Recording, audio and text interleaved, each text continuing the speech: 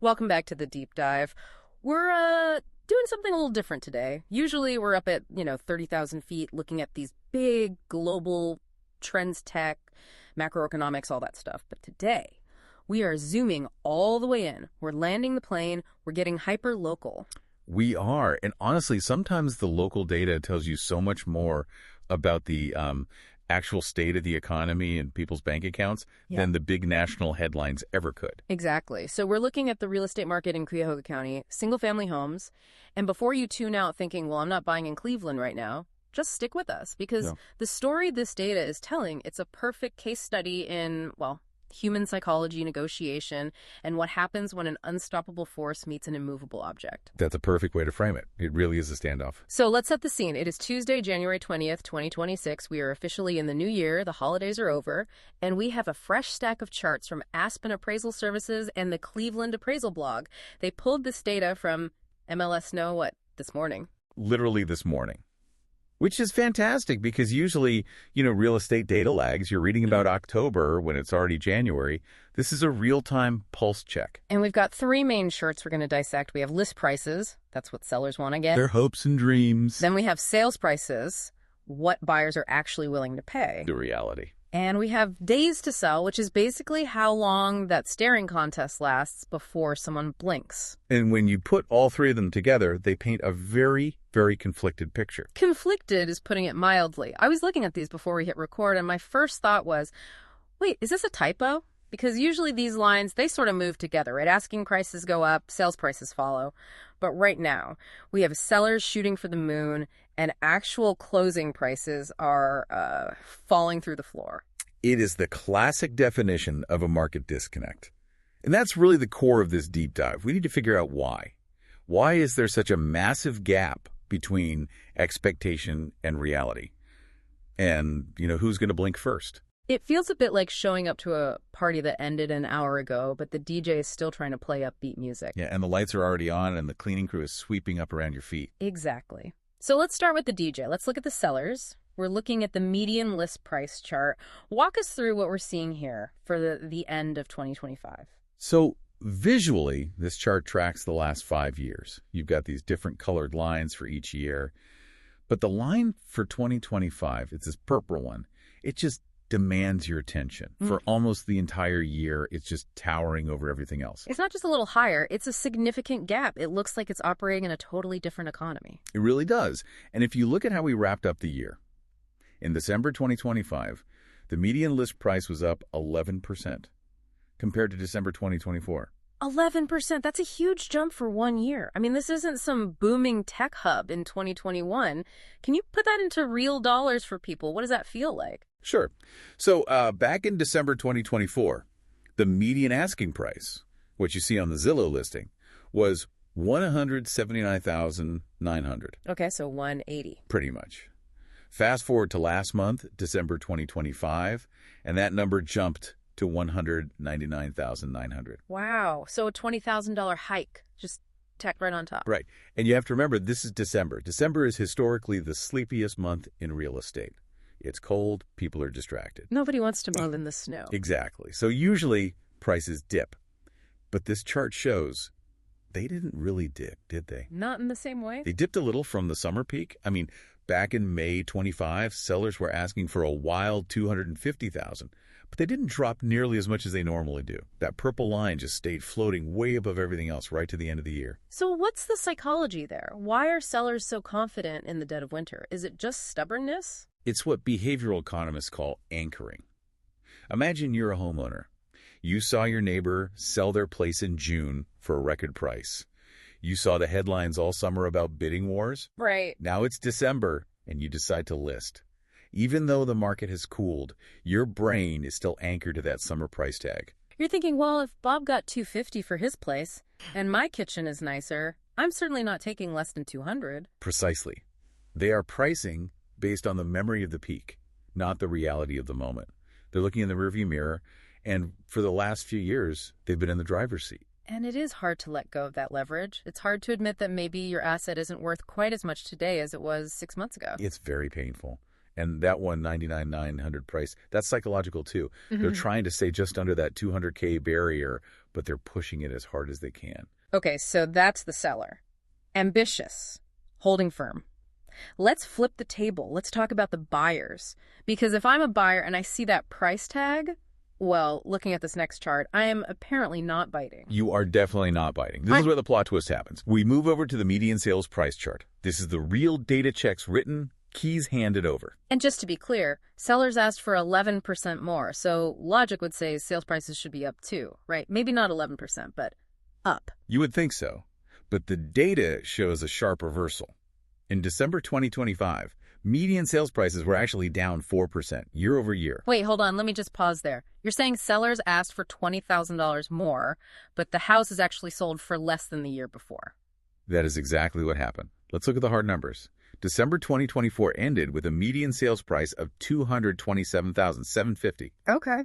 December 2025, it dropped to $220,000. That is startling. It's a huge divergence. And if you look at the chart, it's even more dramatic. That purple line for sales price was doing great all year. Yeah. January through November, it was consistently beating 2024. We hit peaks in the summer around 265. Yeah, looking at June and July, that purple line is way above everything else. It looked like a banner year. It was a banner year. Until the finish line, that drop in December is the only time in the entire year where the 2025 purple line crossed underneath the 2024 line. It's a crossover event. That feels really significant. It's like the engine just cut out right before the car pulled into the driveway. It indicates a sudden, rapid shift in power. If list prices are up 11%, but sales prices are down 4%, that tells us that buyers simply hit a wall. You're talking about affordability ceilings. They found it. So the buyers looked at that listing, then they looked at their monthly payment with the interest rates, and they just said, nope. Or they negotiated hard.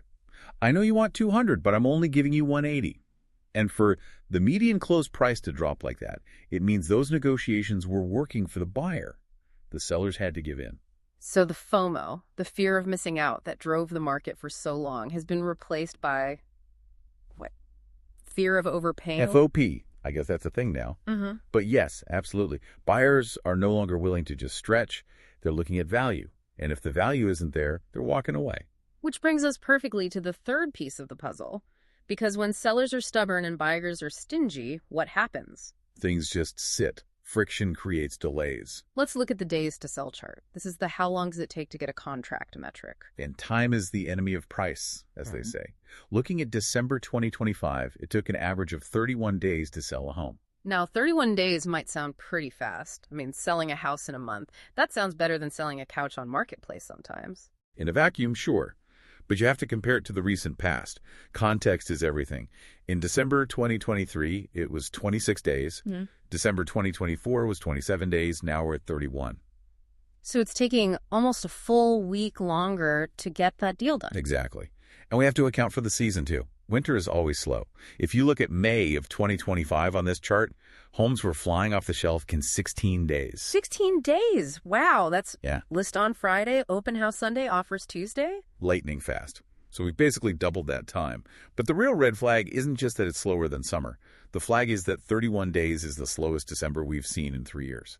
It's actually at the same level of slowness we usually see in January, February. So we're entering the slow season, already moving slower than usual. We're starting the race with a limp. That's a great way to put it. And we have to connect this back. Why are houses sitting for 31 days? Why the limp? Because of the gap. Exactly. The seller lists at $199,900. The buyer skulls past it because it feels overpriced. A week goes by. Then two. Finally, the seller starts to panic a little. They drop the price or they finally accept a lower offer. That whole process, it takes time. So it's a cycle. Overpricing leads to houses sitting, which leads to price drops. And stale listings are poison. People start to wonder, what's wrong with it? Just because it hasn't sold in 3 months. It's like the bread at the grocery store. If it's been there too long, you just assume it's bad, even if it looks fine. Exactly. And right now, we have a lot of sellers trying to sell day-old bread at premium prices. Buyers are just waiting for the discount sticker. So let's zoom out. We have ambitious sellers, resistant buyers, and the resulting friction. So, Chapter 4, the outlook. We're sitting here in January 2026. What does this mean for the year ahead? Well, if you look at the shapes of all these charts, there's a rhythm. The price charts, both list and sales, they have a mountain shape. They start low in January, peak in June or July, and then slide down into December. And the days to sell chart is the inverse, a valley. Right. It starts high and slow in January, dips low and fast in the summer, and rises again. So seasonally, we are in the trough. We're at the bottom of the mountain for prices. We're in the deep freeze, historically. But the burning question is about that negative 4% drop. Is that the start of a crash, or is it just a harsh winter correction? Right. Is it a blip or a trend? Based strictly on this data, I'd say the market is resetting, not crashing, but it's a hard reset. What do you mean by a hard reset? Think of it like a hangover. Okay, I'm with you. Sellers partied hard in 2025, especially in the summer. They got record prices. They had all the leverage. Now it's the morning after. It's January 2026. The party's over, but the sellers, they still have that buzz. They still have those high expectations. But the market has sobered up. The buyers are drinking black coffee and looking at their bank accounts. Exactly. So 2026 is starting with this massive discrepancy. And for the market to start moving again, for that days to sell number to come down from 31, sellers are going to have to, well, take some ibuprofen and lower their expectations. So we might see list prices actually come down in the next few months as that reality sets in. I would expect so, unless demand just suddenly spikes, which is pretty unlikely in February in Ohio. Sellers who want to move are going to have to price their homes for the current reality, not the memory of last summer. It really seems like the leverage has fundamentally shifted. For so long, the seller could name their price. Now the buyer has the power of no. That is the ultimate power in any negotiation. And the data shows they're finally exercising that right. It's just fascinating how quickly that turned. It was a great year until, well, wasn't. It was a photo finish. That crossover in December is the thing we have to watch in January and February. If sales prices stay below 2025 levels for the next couple of months, then we are officially in a correction. And for anyone listening who might be thinking about buying, does this mean it's a good time to jump in? Well, you have less competition. You have more time to decide. And sellers might be a lot more willing to negotiate than they were 6 months ago. So in terms of leverage, yeah, it's a better time to be a buyer. But for the sellers, maybe take a deep breath before you set that list price. And maybe look at the comps from December, not the comps from July. So let's wrap this up. Let's get to the 3 big takeaways for you to remember from all this. Okay. Takeaway number 1. Sellers are still dreaming big. List prices are up 11% year over year. They ended 2025 with very high hopes. Okay, so the ask is up. The ask is up. Takeaway number 2. Buyers have hit a ceiling. Actual sales prices dropped 4% in December. The buyers refuse to follow the sellers up that mountain. So the get is down. The get is down. And takeaway number 3. The result is friction. The market has slowed. Days on market are up to 31 days. That gap is causing homes to linger. It's a reality check. A very necessary one, I think. Gravity eventually has to kick in. Before we sign off, I just want to leave our listeners, especially anyone thinking of selling, with one final thought. If you are a homeowner in Cuyahoga County and you're thinking about putting that for sale sign out this spring, I want you to visualize that purple line on the sales price chart. The one that tripped at the finish line. Exactly. It was soaring and then it fell. So the question you have to answer for yourself is this.